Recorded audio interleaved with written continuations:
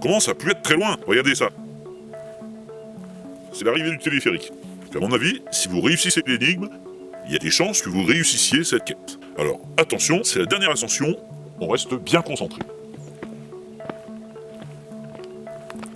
Dès les années 60, des astronomes ont entrepris d'utiliser des radiotélescopes, non pas pour observer des objets célestes, mais pour chercher si par hasard on pouvait détecter ça ou là des ondes qui ne seraient pas d'origine naturelle.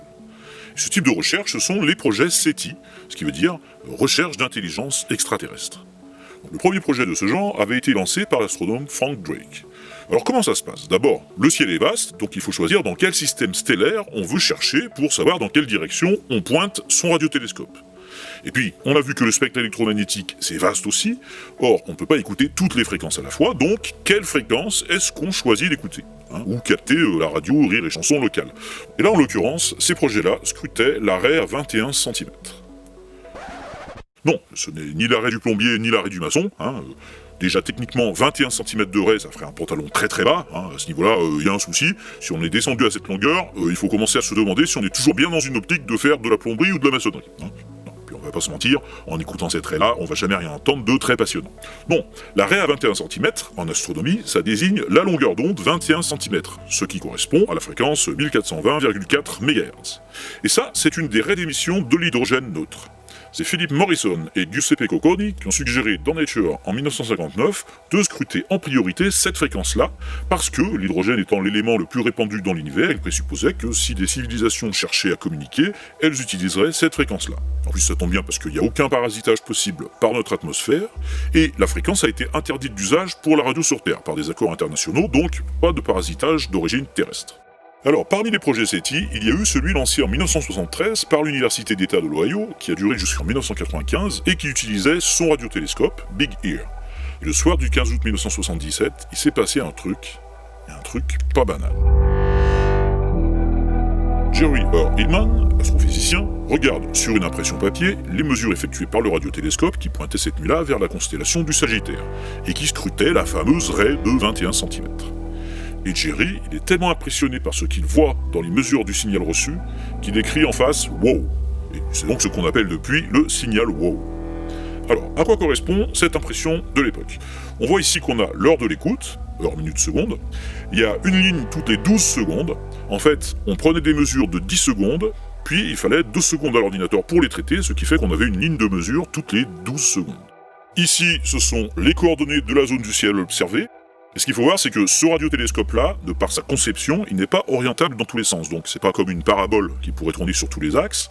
À cause de la rotation de la Terre, cette antenne-là ne peut observer une zone que pendant qu'elle est positionnée bien en face. Donc, durant 72 secondes en réalité, ce qui fait 6 lignes de mesure avant que la Terre ait déjà trop tourné. Là, sur la gauche, on avait 50 colonnes, 0,1, 0,2, 0,3, etc., qui correspondaient à un détail des mesures sur 50 canaux de bande très étroite de 10 kHz chacune autour de la fameuse fréquence de l'arrêt. Et alors, ces chiffres de mesure dans les colonnes, à quoi ça correspondait? Lorsqu'il n'y avait pas de signal reçu sur la fréquence, on mettait rien dans la colonne. Par contre, si un signal était capté durant les 10 secondes d'écoute, on mesurait son intensité. Et c'est juste ça qu'on relevait, pas le contenu du signal, mais simplement son intensité. Parce que à ce stade-là, ce qu'on cherchait déjà, c'était une source d'émission quelque part. Trouver un endroit où ça émettait des ondes. Et après, dans un second temps, on aurait pu refaire des écoutes ciblées pour enregistrer le signal et analyser vraiment ce qui était émis. Donc là, on a un chiffre qui indique simplement à quelle force un signal a été reçu sur ce canal. 1, c'est qu'il y a eu un signal mesuré, mais très très très faible. 2, c'était un signal un peu plus fort. 3, un peu plus fort encore, etc. Et si c'était très fort, au-delà de 9, comme on voulait l'écrire sur une seule colonne, pour des raisons pratiques, au lieu de passer à 2 chiffres, on utilisait des lettres. Donc pour la valeur 10, on écrivait A, pour 11, on écrivait B, etc. Ce qui fait que potentiellement, ça pouvait monter jusqu'à 35. Et donc, on le voit habituellement, ça captait soit rien, soit du bruit de fond. Ça montait parfois à quelques unités, mais pas plus. Mais ce soir-là, entre 22h15 et 22h16, sur le canal 2, on a capté un signal super puissant en intensité. On le voit là, 6, E, Q, U, J, 5. C'est carrément monté dans les lettres, et puis haut dans les lettres en plus, jusqu'au U.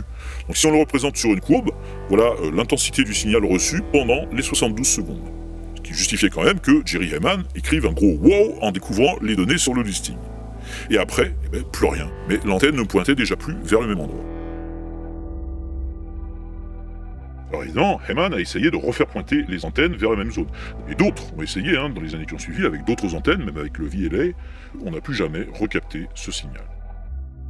Alors, est-ce que ça n'était pas une interférence terrestre? Si on regarde la courbe, on voit que ça augmente régulièrement jusqu'à un point maximal et que ça redescend aussi régulièrement.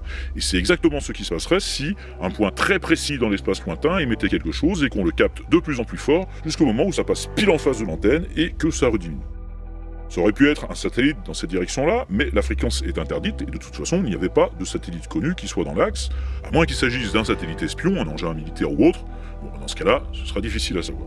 Et sinon, comme on a dit, il n'y a pas de phénomène naturel connu à ce jour qui aurait pu émettre sur cette fréquence-là avec une telle intensité, et surtout sur une bande aussi étroite. Ça aurait été capté aussi sur d'autres canaux adjacents, pas uniquement la colonne 2. Alors, peut-être qu'on en découvrira un jour, et à ce moment-là, on pourra faire un rapprochement, mais ce n'est pas encore le cas.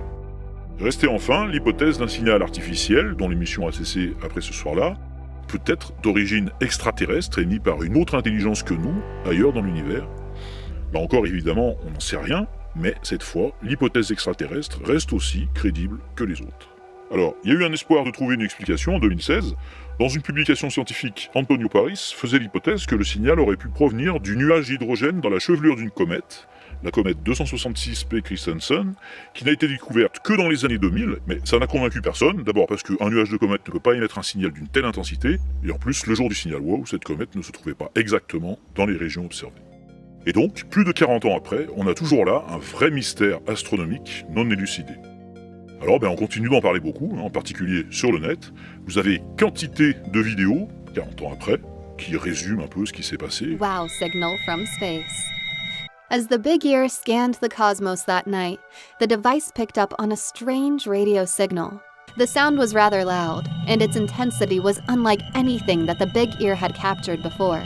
The surprise didn't end there. The team found out that the radio frequency from which the signal was picked up was at 1420 megahertz. This was the same frequency mentioned in Morrison and Cocconi's paper. Il y a une série comme ça qui est apparue à l'occasion des 40 ans de la réception du signal. On en a même en Telugu. On peut retrouver en ligne l'enregistrement sonore du signal.